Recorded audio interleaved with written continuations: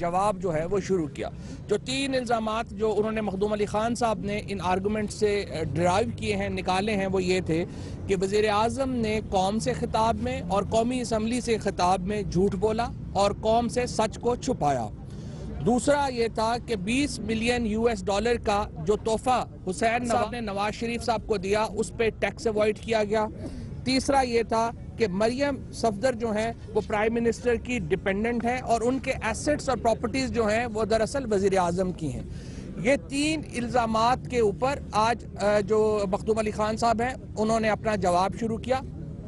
अभी तक की जो प्रोसीडिंग्स हैं उनमें जो पहला एड्रेस जवाब है, यानी addresses of the prime minister के जो खताबात हैं, जो उन्होंने कौम से खिताब किया और जो उन्होंने कौमी असम्बली में खिताब किया, उसमें जो तजादात हैं, उसमें जो सप्रेशन है, उसके ऊपर गुफ्तगू हुई है। और अब तक जो सूरत हाल है वो ये आई है जो अब आपके सामने।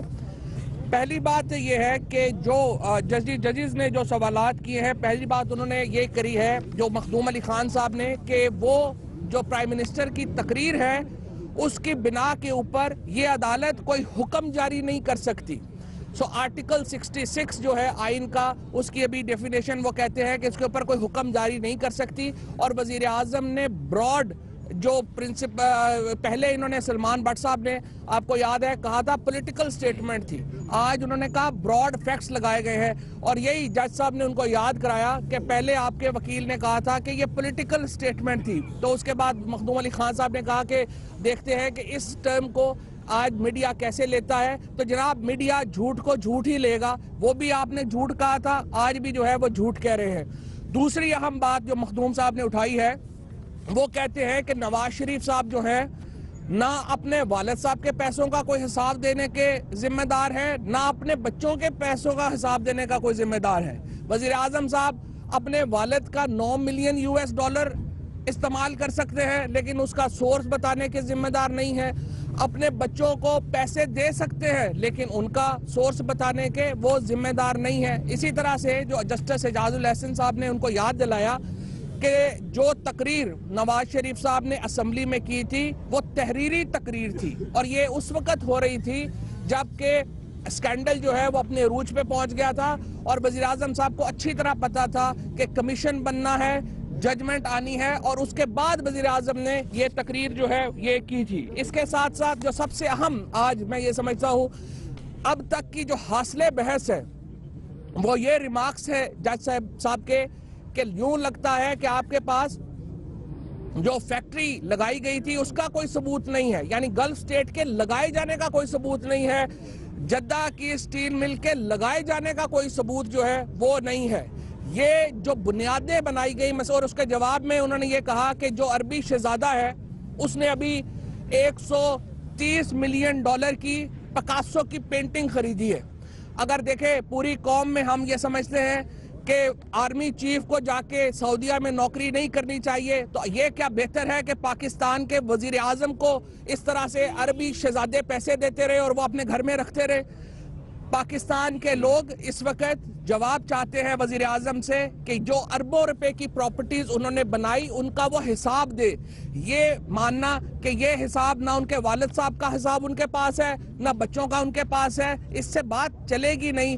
और पाकिस्तान के लोग जिस एहतसाब का मुतालबा कर रहे हैं वो अब खुल के इस अदालत में सामने आ चुका है। जूं जूं प्रोसीडिंग्स आगे बढ़ेंगी आप देखेंगे कि ये मामला और आगे चलेगा। ये भी वजीर आजम को साबित करना पड़ेगा कि दुबई की मिलें, जद्दा की मिलें किन पैसों से लगी, कैसे लगी। अभी तक वो कह रहे हैं उनके पास रिकॉर्ड अवेलेबल नहीं है। और शहबाज शरीफ को जो हुदैबिया पेपर मिल में पार्टी नहीं बनाया, क्या आप समझते हैं कि ये फ्लॉ है आपकी पार्टी? नहीं, वो फ्लॉ नहीं है। हमने उनको ये कहा है कि आप उनको नोटिस दें, क्योंकि पैनामा पेपर्स तक हम अपना केस रखना चाहते हैं। पैनामा पेपर्स में प्राइम मिनिस्टर और उनकी फैमिली बराह रास्त मुलव्वस है, और जिस तरह आज भी आपने देखा मखदूम अली खान साहब को कल भी जजेस ने वाजे किया था कि वो इस लिमिटेड रखेंगे स्कोप को प्राइम मिनिस्टर की फैमिली तक, उससे आगे जो है वो भी नहीं जाएंगे। मगर उस सिलसिले में एक जवाब, जो 34 मिलियन डॉलर जो इन्होंने हुदैबिया पेपर मिल के खिलाफ जो हाई कोर्ट का फैसला हुआ था लंदन में, उसका इसको जवाब देना है कि वो 3.5 अरब रुपए के लगभग पैसे इन्होंने कहां से लिए, कहां से आए, और उसका भेजने वाला कौन था। इन्होंने आज 15 साल होने को आए हैं, इन्होंने इस सवाल का जवाब नहीं दिया। बेशुमार दफा इनसे पूछा जा चुका है। लेकिन मखदूम अली खान ने तो इस पे क्लियर स्टेटमेंट दी है। वो कहते हैं कि मैं सिर्फ प्राइम मिनिस्टर का जवाब दूं, बाकी किसी का। तो यही तो हम कह रहे हैं, वो कह रहे हैं मैं वालिद के भी जवाब दे नहीं हूँ, बच्चों का भी जवाब। मियां शरीफ साहब ने जितने भी बिजनेस शुरू किए अपने तमाम बच्चों को उसमें हिस्सा दिया। नवाज शरीफ साहब क्योंकि सियासत में आ गए थे, इनका नाम जानबूझ के बाहर रखा गया और इनके बच्चों को शेयर दिए गए, या इनके बच्चों का हिस्सा या इनकी अहलिया का हिस्सा बनाया गया।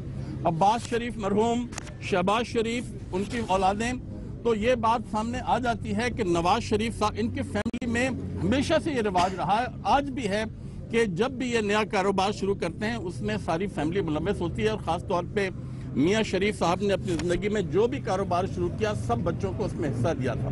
नवाज शरीफ साहब का किसी भी नाम कहीं ना आना इस बात की निशानी है कि ये छुपाने की कोशिश की गई है। एक और अहम पॉइंट ये था कि जो तारक शफी का जो एफिडेविट है उसके ऊपर जज साहिबान ने मखदूम अली खान साहब को ये कहा कि आप खुद देख लें कि उनके सिग्नेचर जो है वो मुख्तलिफ हैं।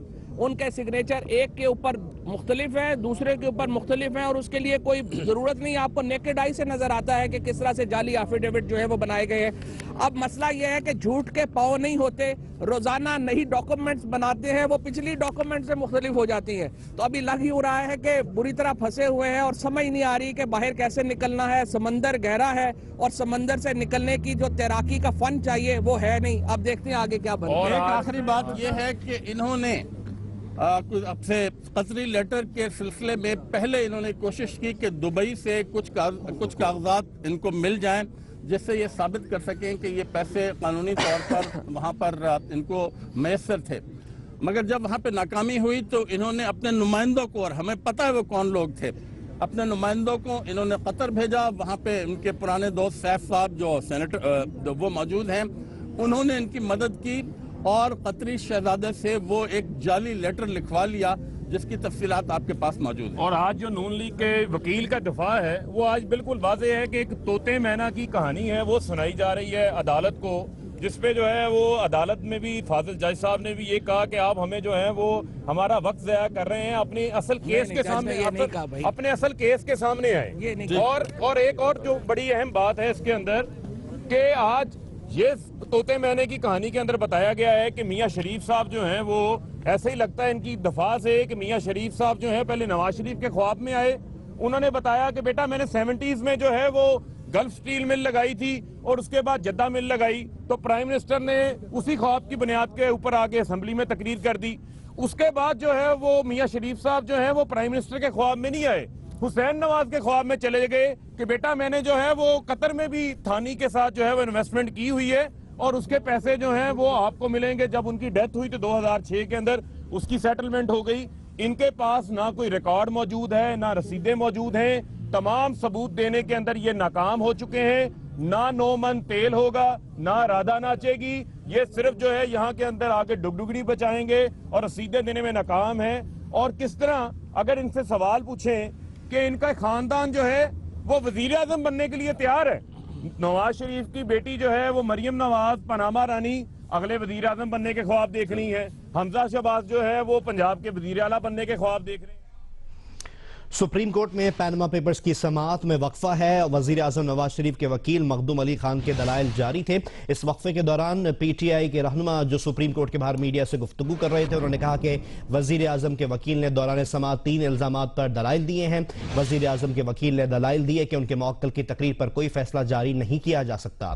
मखदूम अली खान का कहना है कि वजीर आजम अपने वालिद और बेटे के जराए आमदन बताने के जिम्मेदार नहीं। सुप्रीम कोर्ट में पैनमा केस की समाअत में वक्फा है। इस दौरान सुप्रीम कोर्ट के बाहर PTI के रहनुमा जो मीडिया से बात कर रहे थे, उन्होंने कहा कि मखदूम अली खान का यह कहना है कि वजीर आजम अपने वालिद और बेटे के ज़राए आमदन बताने के जिम्मेदार नहीं। ऐसा लगता है वजीर आजम के पास दुबई में लगाई गई फैक्ट्री का कोई सबूत नहीं।